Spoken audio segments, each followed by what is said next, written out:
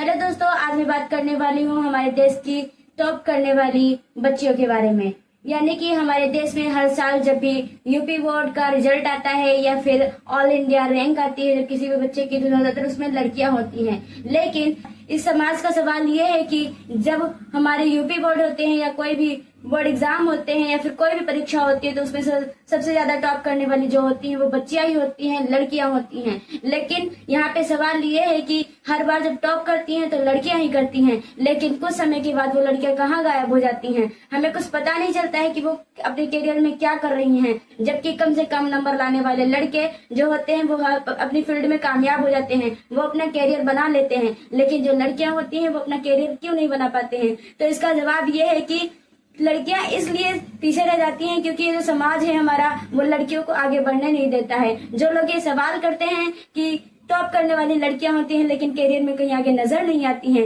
वो अपनी लाइफ में कुछ कर नहीं पाती है, तो मैं उनसे ये कहना चाहूंगी कि जो हमारा समाज है वो लड़कियों को, तुम बेटी हो, तुम घर पे रहो, तुम्हारा बाहर जाना ठीक नहीं है, तुम बहुत कमजोर हो, तुम लोगों को फेस नहीं कर पाओगी, ये ताने जो होते हैं एक बच्चे को पैदा होते ही सुनाए जाने लगते हैं कि तुम बहुत सेंसिटिव हो, तुम बहुत ही नाजुक हो, तुम्हें अगर कोई कुछ कह देगा तो तुम बर्दाश्त नहीं कर पाओगी।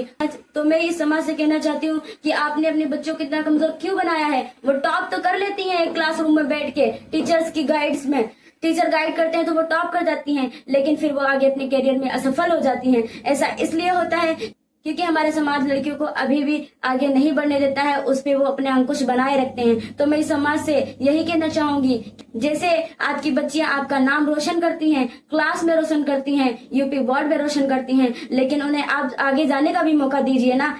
क्योंकि जब आप अपनी बच्चियों को आगे जाने देंगे तभी वो आपका नाम और आपके देश का नाम रोशन कर पाएंगी। इसलिए मैं यही कहना चाहती हूँ कि अपनी बच्चियों पे विश्वास करें और अपनी बच्चियों को इस लायक बनाएं कि वो आपका नाम रोशन कर सकें। Thank you.